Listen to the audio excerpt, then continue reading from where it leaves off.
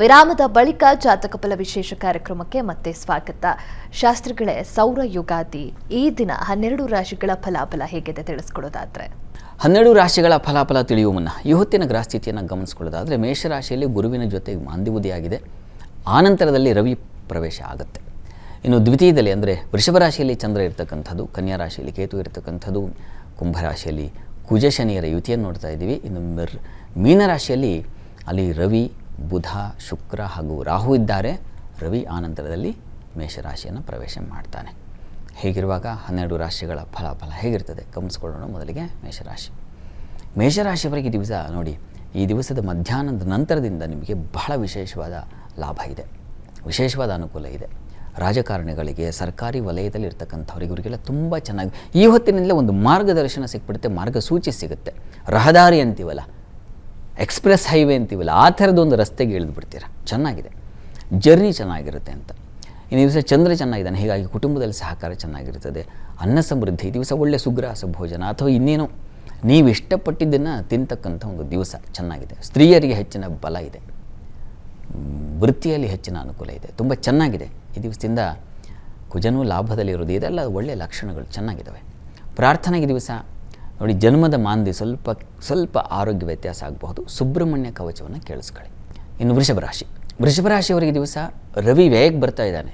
ಶತ್ರು, ಸ್ವಲ್ಪ ಹುಷಾರಾಗಿರಬೇಕು.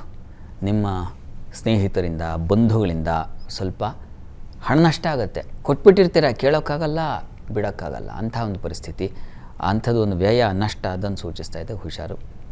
ಈ ದಿವಸ ವೃತ್ತಿಯಲ್ಲಿ ಏನೂ ತೊಡಕಿಲ್ಲ, ಅನುಕೂಲ ಇದೆ. ವಸ್ತ್ರ ವ್ಯಾಪಾರ, ಕಲಾವಿದರಿಗೆ ತುಂಬ ಚೆನ್ನಾಗಿದೆ. ಚಂದ್ರನ ಬಲ ಚೆನ್ನಾಗಿರೋದ್ರಿಂದಾಗಿ ನೀವು ಸ್ತ್ರೀಯರಿಗೆ ಹೆಚ್ಚಿನ ಸೌಖ್ಯ ಸಮೃದ್ಧಿ ಚೆನ್ನಾಗಿದೆ. ಹೆಚ್ಚಿನ ಆತಂಕ ಏನು ಬೇಡ. ಪ್ರಾರ್ಥನೆಗೆ ಗೋಧಿ ಧಾನ್ಯವನ್ನು ದಾನ ಮಾಡಿ ಈಶ್ವರ ಸನ್ನಿಧಾನಕ್ಕೆ. ಇನ್ನು ಮಿಥುನ ರಾಶಿಯವರಿಗೆ ದಿವಸ ರವಿ ಲಾಭದಲ್ಲಿ ಬಂದಿದ್ದಾನೆ, ತುಂಬ ಅನುಕೂಲ ಇದೆ. ವಿಶೇಷವಾಗಿ ವೈದ್ಯಕೀಯ ಕ್ಷೇತ್ರದಲ್ಲಿ ಇರ್ತಕ್ಕಂಥವರಿಗೆ ಲಾಭಕ್ಕೆ ಬಂದ ಈ ಮಧ್ಯಾಹ್ನದ ನಂತರದ ವಿಶೇಷವಾದ ಅನುಕೂಲಗಳು ನಿಮಗೆ. ಅಧಿಕಾರದಲ್ಲಿರ್ತಕ್ಕಂಥವರಿಗೆ ವಿಶೇಷ ಅಧಿಕಾರ ಸಿಗುತ್ತೆ, ವಿಶೇಷ ಸ್ಥಾನಮಾನಗಳು, ಮಾನ್ಯತೆಗಳು ದೊರೀತಕ್ಕಂಥದ್ದು ಚೆನ್ನಾಗಿದೆ.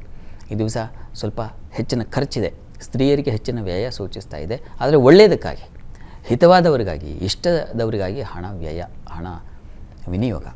ಇನ್ನು ವೃತ್ತಿಯಲ್ಲೆಲ್ಲ ತುಂಬ ಚೆನ್ನಾಗಿದೆ, ಹೆಚ್ಚಿನ ಅನುಕೂಲ ಇದೆ. ಮಿಥುನ ರಾಶಿಯವರು ರಾಶ್ಯಾಧಿಪತಿ ಬಲಹೀನ, ವಕ್ರನಾಗಿ ಅಲ್ಲಿ ನೀಚನಾಗಿದ್ದಾನೆ. ಈ ಕಾರಣದಿಂದಾಗಿ ಪ್ರತಿ ದಿವಸ ವಿಷ್ಣು ಸಹಸ್ರನಾಮ ಹೇಳ್ಕೊಳ್ಳಿ, ಕೇಳಿಸ್ಕೊಳ್ಳಿ, ಅದೇ ನಿಮಗೆ ವರ, ಅದೇ ನಿಮಗೆ ಬಲ. ಕರ್ಕಟಕ ರಾಶಿಯವರಿಗೆ ಈ ದಿವಸ ವೃತ್ತಿಯಲ್ಲಿ ಬಹಳ ವಿಶೇಷವಾದ ಸಾಧನೆ ಇದೆ, ಅಧಿಕಾರ ಪ್ರಾಪ್ತಿ ಸಿಗುತ್ತೆ. ಇಷ್ಟು ದಿವಸ ಏನೋ ಒಂದು ಸಣ್ಣ ಪುಟ್ಟ ಕೆಲಸ ಮಾಡ್ತಾರೆ, ಈಗ ಹಾಗಲ್ಲ, ನಿಮಗೆ ಪೊಸಿಷನ್ ಬದಲಾಗುತ್ತೆ, ಚೆನ್ನಾಗಿದೆ. ರಾಜಕಾರಣದಲ್ಲಿರ್ತಕ್ಕಂಥವರಿಗೆ ಮಾನ್ಯತೆ ಸಿಗುತ್ತೆ, ಅಧಿಕಾರ ಸಿಗುತ್ತೆ. ಈ ದಿವಸ ಸ್ತ್ರೀಯರಿಗೆ ಹೆಚ್ಚಿನ ಮಾನ್ಯತೆ ಸಿಗುತ್ತೆ, ವಿಶೇಷವಾದ ಲಾಭ ಕಾಣಲಿಕ್ಕೆ ಅವಕಾಶಗಳಿದ್ದಾವೆ. ವೃತ್ತಿಯಲ್ಲಿ ಹೆಚ್ಚಿನ ಅನುಕೂಲಗಳು, ಇದೆಲ್ಲ ತುಂಬ ಚೆನ್ನಾಗಿದೆ. ಈ ದಿವಸ ನೀವು ಅಂದುಕೊಂಡಿದ್ದನ್ನು ಸಾಧಿಸಲಿಕ್ಕೆ ಒಂದು ದಾರಿ ಗೊತ್ತಾಗ್ತಾ ಹೋಗುತ್ತೆ, ತುಂಬ ಚೆನ್ನಾಗಿದೆ. ಹಣಕಾಸಿನ ಸಮೃದ್ಧತೆ ಬರುತ್ತದೆ, ಹಣಕಾಸಿನ ಹೆಚ್ಚಿನ ಸೌಖ್ಯತೆ, ಸಮಾಧಾನ, ಇದೆಲ್ಲ ತುಂಬ ಚೆನ್ನಾಗಿದೆ. ಪ್ರಾರ್ಥನೆಗೆ ದಿವಸ ಇಷ್ಟ ದೇವರ ಆರಾಧನೆ ಮಾಡಿ. ಇನ್ನು ಸಿಂಹರಾಶಿಯವರಿಗೆ ರಾಶ್ಯಾಧಿಪತಿಯ ಬಲಿಷ್ಠತೆ ತುಂಬ ಚೆನ್ನಾಗಿದೆ. ನೀವು ಅಂದುಕೊಂಡಿರಲಿಲ್ಲ ಅಂಥದ್ದೆಲ್ಲ ಈಗ ಉಂಟಾಗ್ತಾ ಹೋಗುತ್ತೆ, ವಿಶೇಷವಾದ ಫಲಗಳು ಸಿಗ್ತಾ ಹೋಗುತ್ತೆ. ಇನ್ನು ಪಿತೃ ಸಂಬಂಧಿ ಆಸ್ತಿ, ಏನೋ ಆಸ್ತಿ ಪಾಸ್ತಿ ವಿಚಾರ ಇದ್ದರೆ ಅದು ನಿಮಗೆ ದಕ್ತಾ ಹೋಗುತ್ತೆ. ಪಿತ್ರಾರ್ಜಿತ ಆಸ್ತಿಯಲ್ಲಿ ಪಾಲು. ತಂದೆ ಮಕ್ಕಳ ಸಣ್ಣ ಪುಟ್ಟ ಘರ್ಷಣೆಗಳು ಬಿಟ್ಟರೆ, ಆದರೆ ಆಸ್ತಿ ಸಿಗುತ್ತೆ. ವೃತ್ತಿಯಲ್ಲಿ ಈ ದಿವಸ ಹೆಚ್ಚಿನ ಅನುಕೂಲ ಚೆನ್ನಾಗಿದೆ. ಈ ದಿವಸ ಸ್ತ್ರೀಯರಿಗೆ ಹೆಚ್ಚಿನ ಮಾನ್ಯತೆ ಸಿಗುತ್ತೆ. ರಾಜಕಾರಣಿಗಳಿಗೆ, ಸರ್ಕಾರಿ ವಲಯದಲ್ಲಿ ಇರ್ತಕ್ಕಂಥವರಿಗೆ ಇನ್ನು ಮುಂದೆ ತುಂಬ ಉತ್ತಮವಾದ ಫಲಗಳನ್ನು ಕಾಣ್ತೀರಾ. ಈ ದಿವಸ ಅದಕ್ಕೆ ಚಾಲನೆ ಸಿಗುತ್ತೆ, ಚೆನ್ನಾಗಿದೆ, ಹೆಚ್ಚಿನ ಅನುಕೂಲ ಇದೆ, ಆತಂಕ ಬೇಡ. ಈ ದಿವಸ ಪ್ರಾರ್ಥನೆಗೆ ಶಿವನ ಪ್ರಾರ್ಥನೆ ಮಾಡಿ. ಕನ್ಯಾ ರಾಶಿಯವರಿಗೆ ನೋಡಿ, ಈ ದಿವಸದಿಂದ ರವಿ ವ್ಯಯಾಧಿಪತಿ ಅಷ್ಟಮಕ್ಕೆ ಹೋಗ್ತಾ ಇದ್ದಾನೆ. ಸ್ವಲ್ಪ ಹುಷಾರು, ಆರೋಗ್ಯದ ವಿಚಾರದಲ್ಲಿ ಹೆಚ್ಚಿನ ಖರ್ಚು ಮಾಡಬೇಕಾದ ಪರಿಸ್ಥಿತಿ ಬರ್ತದೆ. ಏನು ಮಾಡೋದು, ಗುರುವಿನ ಪರಿವರ್ತನೆ ಆಗೋವರೆಗೆ ಸ್ವಲ್ಪ ಅಸಮಾಧಾನ ಇರ್ತದೆ, ತಾಳ್ಕೊಳ್ಬೇಕು. ಕನ್ಯಾ ರಾಶಿಯವರಿಗೆ ಸಮಾಧಾನವಾಗಿರಿ, ಆತುರ ಮಾಡ್ಕೋಬೇಡಿ. ಶುಕ್ರ ಚೆನ್ನಾಗಿದ್ದಾನೆ, ಧನಾಧಿಪತಿ ಭಾಗ್ಯಾಧಿಪತಿ ಉಚ್ಚದಲ್ಲಿದ್ದಾಗ ಈ ವಸ್ತ್ರ ವಿನ್ಯಾಸ ಅಥವಾ ವಸ್ತ್ರ ವ್ಯಾಪಾರದಲ್ಲಿರ್ತಕ್ಕಂಥವರಿಗೆ, ಈ ಗಿಫ್ಟ್ ಸೆಂಟರಲ್ಲಿರ್ತಕ್ಕಂಥವ್ರಿಗೆ ಇವರಿಗೆ ತುಂಬ ಚೆನ್ನಾಗಿದೆ. ಕೆಲವು ಭಾಗದವರಿಗೆ ತುಂಬ ಚೆನ್ನಾಗಿದೆ, ಆತಂಕ ಇಲ್ಲ, ಆತಂಕ ಮಾಡ್ಕೋಬೇಡಿ. ಪ್ರಾರ್ಥನೆಗೆ ನೋಡಿ, ನೀವು ಈ ಹೆಸರು ಕಾಳು ಹಾಗೂ ಗೋಧಿ ಇದನ್ನು ವಿಷ್ಣು ಸನ್ನಿಧಾನಕ್ಕೆ ಅಥವಾ ಈಶ್ವರ ಸನ್ನಿಧಾನಕ್ಕೆ ದಾನ ಮಾಡಿ.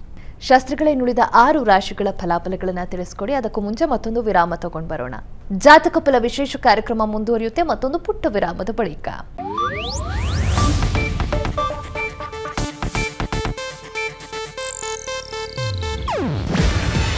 ಇದು ಏಷ್ಯಾನೆಟ್ ನ್ಯೂಸ್ ನೆಟ್ವರ್ಕ್ ಪ್ರಸ್ತುತಿ. ನೀವು ನೋಡ್ತಿದ್ದೀರಾ ಏಷ್ಯಾನೆಟ್ ಸುವರ್ಣ ನ್ಯೂಸ್.